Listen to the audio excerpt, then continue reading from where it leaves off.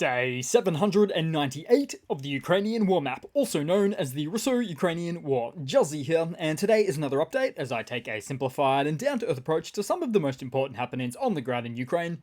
So, starting off, we'll take a look at the Russian losses, as currently Russia sits on more than 470,000 military personnel losses, representing an additional 1,030 in the past day. Then as for hardware losses, 20 tanks, 29 APVs, 20 artillery, plus a whopping 4 air defense systems. And we see the footage almost every day now of these damaged or destroyed anti-air systems. It's a real terrifying predicament for a military to lose so many, with some pundits suggesting that it's simply paving the way for the upcoming F-16 jet arrivals. Then moving across to the map and starting out in Russia today, as unmanned Ukrainian drones struck Russian energy sites in Smolensk, Oryol and the Rostov oblasts overnight, causing power outages as reported by multiple Russian outlets. Also, the Avipsky oil refinery in Krasnodar Krai was also reportedly hit by several Ukrainian drones, making for a bit of an unrelenting night for Russia. Of course, this follows on from previous events inside of Russia over the past 7 days, where Ukraine continues to have success with destroying oil refinery infrastructure in various regions throughout Russia. But sometimes also oil depots as well. Take for instance this newly recent satellite imagery of the Smolensk hit from back on April 20th, where of the 16 fuel tanks, only 2 survived alongside 9 smaller tanks. 26,000 cubic meters of fuel destroyed.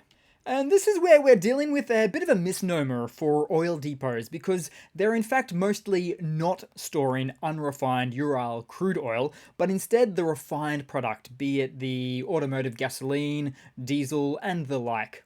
Which of course is a much worse predicament to be in, to destroy the final product, where these depots are critical in the distribution network for delivering finished products to consumers, businesses, and of course the military. Then headed into the Ukrainian map today, into the east, and from the top, as Russian Telegram channels posted this video reportedly of a Russian vehicle full of ammunition burning in the Luhansk region. And specifically, it was at the Sverdlovsk location, which is pretty close to the borders of Russia and Russia's Rostov Oblast. Although no word yet on the cause of this event, which is 150 kilometers or about 90 miles from the front lines. Then moving across more central to the front lines of the region, where activity, or movement I should say, is almost exclusively isolated to this salient point or push from the Russian forces that's in the vicinity of Sheraton, with Russia's eastern flank clearly looking to push up against the ponds and take everything beneath it. So it's been reported that this area of Russian assaults likely contains elements of 4 to 5 brigades that fought for Avdiivka, finding unmined routes along the railway to strike a Sheraton as Ukraine rotated brigades. But also note, various reports now indicate that the Russian military is redeploying elite elements of their airborne divisions, the VDV, from the Zaporizhia Oblast, likely to bolster and intensify their ongoing offensive operations in eastern Ukraine. So the strategic move by the Russian military to redeploy these VDV forces to eastern Ukraine may be an attempt to support their offensive operations in the Donetsk Oblast and capitalize on the current window of vulnerability to maximal effect. As such, this is where Ukraine's need for artillery comes from. For instance, artillery shells like the 155mm have been a staple in warfare for over a century now. And despite advancements in military tech, not the least of which is drone warfare, the old-fashioned bludgeoning of the enemy with artillery can make or break a battle, where some estimates have it that as much as a hefty 80% of casualties on both sides are caused by the relentless pounding of artillery fire in this war. Though I might be compelled to argue a slightly lower figure for the Russo-Ukrainian war, but the difference between a lot and most is purely academic, really.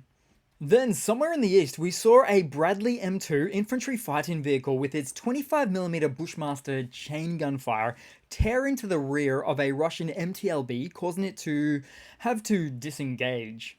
And for this event, the Russian MTLB was actually headed in the direction of the Bradley M2 unsuspectingly until it realized what it was up against. So it had to quickly turn around and head back in the other direction.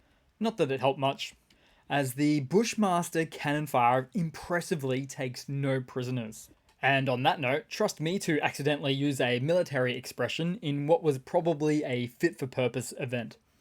Then, also in the east, a little bit different this one, but a Russian serviceman recorded himself worried about Ukrainian FPV drones, stating how sick of them he is.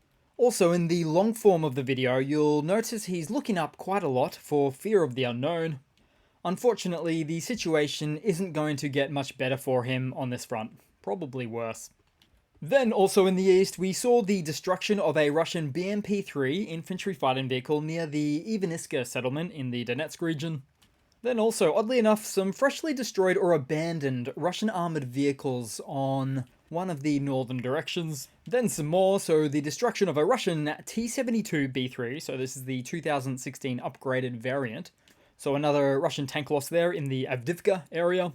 Plus, one destroyed Russian Mr. B towed artillery piece, and another, but this time it's the bigger brother, the self-propelled Mr. S, both in the Crimea direction. So what we seem to have here is half a century of Soviet military hardware buildup that's taken a lot less time to destroy. Then headed across to some news for today. So Ukraine's National Guard, the Omega fighters, have successfully integrated the US-made FGM-148 Javelin anti-tank guided missile system onto ground-based unmanned platforms. During the demonstration, each platform accurately struck separate targets at varying ranges, showcasing the Javelin's versatility and its ability to engage targets from an elevated attack trajectory. The Omega unit highlighted the adaptability of the Javelin, emphasizing its effectiveness when launched from both manned and unmanned systems. And so you see, the word unmanned used to be a terminology that was pretty exclusively used in the context of aerial pursuits, but not anymore. Then in some more news, Ukraine's defense ministry is taking steps to restrict satellite imaging of its territory to prevent intelligence leaks that could aid Russian forces. In a statement on May 1st, Ukraine's deputy defense minister emphasized the need to minimize the risks of the enemy exploiting daily satellite images of Ukraine during wartime. As such, the Defense Ministry has signed a memorandum of understanding for satellite imaging companies to limit the distribution of mapping and ensure Russia does not gain access to sensitive data. Additionally, an agreement has been reached with an undisclosed imaging company described as the world's only provider of daily high-resolution imagery with a resolution of 3 to 5 meters to supply Ukraine with crucial data for security and defense purposes.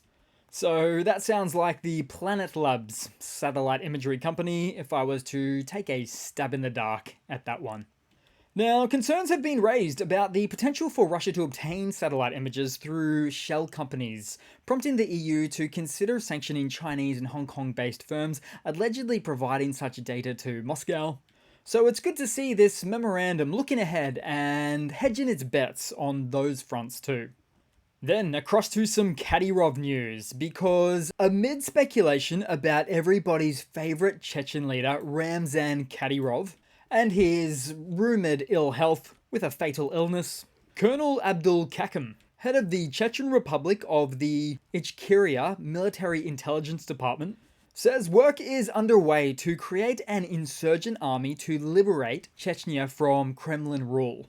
Now, there is a lot to unpack with what I just said, so first of all, getting it out of the way, we saw Kadyrov pumping weights just the other day, but that might have just been for putting on display of something of a strong image for propaganda purposes. Then, second of all, the reference to the Chechen Republic of Ichkeria, which I'm sure you've heard of the Chechen Wars, where part of Chechnya wanted independence from Russia, whereas the other part, Kremlin-backed of course, had a different plan in mind.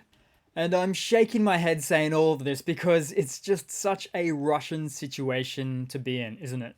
So back to the story, as Colonel Abdul Kakim, head of the Chechen Republic's Ichkeria Military Intelligence Department, says work is underway to create an insurgent army to liberate Chechnya from Kremlin rule. Kakim, who is in exile and actively involved in the conflict in Ukraine, fighting against Russian forces as part of the Chechen volunteer units, believes significant changes in Chechnya require a shift in the entire Russian power system, and not for just Kadyrov's replacement.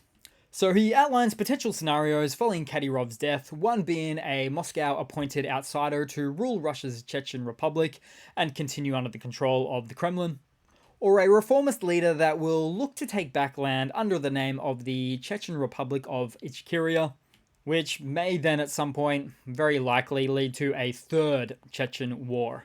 So while spontaneous unrest is possible, Kakim doesn't expect an organised uprising soon due to a lack of underground leaders. He aims to recreate Ichkeria's armed forces and government institutions to deoccupy Chechnya, focusing on economic well-being to encourage Chechens abroad to return.